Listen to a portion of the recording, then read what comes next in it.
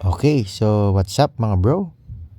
Ngayon ay gagawa tayo ng taper fade ba?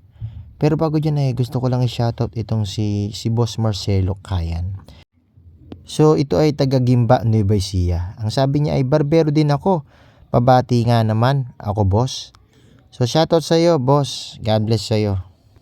Okay, so dito ay hindi ko na pinakita sa inyo na ang first guideline natin ay number 2 na guard ba? At kagad sinundan natin ito ng detailer para kagad ay formado na.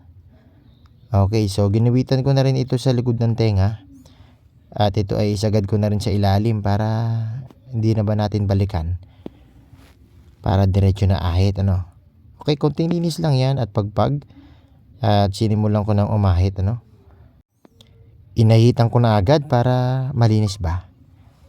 So dito ay makitang-kita mo ng forma no. Kahit na putulong patili, parang okay na yan ano.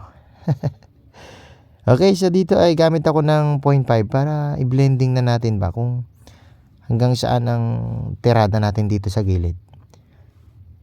Okay, so after ditong gumamit ako ng 0.5 ay tira ko ng 1.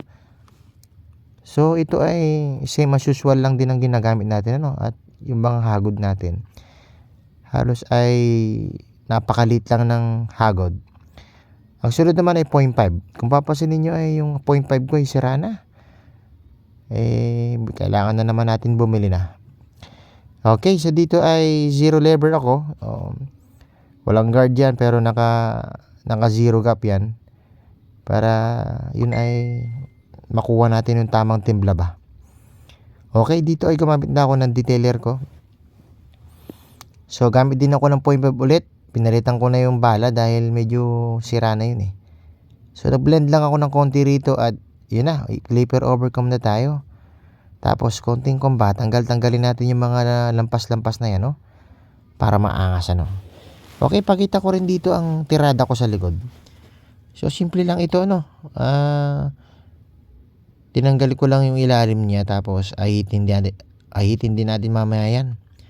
Ayun no, para medyo malinis ba. Para makinis na makinis ano. Okay, so dito ay gamit ako ng 0.5 o 1.5 ito. Naka 0 ito. At number 1 guard din, 0 din. Kung anong process natin sa kabila ay ganoon din ang process natin dito. Tamang hagod lang yan ano. Dito ay open and close lang. Laro lang ako dito. Halo-halo lang tayo. Mekos-mekos lang. Mekos-mekos mo lang yan mga insan. Okay, so sa tamang hagod lang, tamang blending lang tayo. So yan ang minamaster natin, ang blending ano.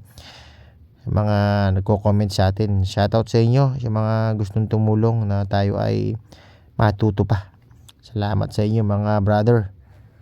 Okay, so ito ang buhok ng kliyente natin ano, makapal, kulot at mukhang mahirap i-fade ano. Oh. Pero yun, ito ang ating finished product. Ganda oh. Ang linis ano. Pati yung likod eh, tamang-tama ba ang timpla? Oh, ganda oh. Ito ay low taper fade ano. Papasinin mo ang buhok niya ay makapal. Ayaw niya pabawas sa taas eh. Gusto niya ay maangas ba? Yung sarili niyang forma. O siya, wag niyo pong kalimutan mag-follow and likes. Thank you. Thank you Lord.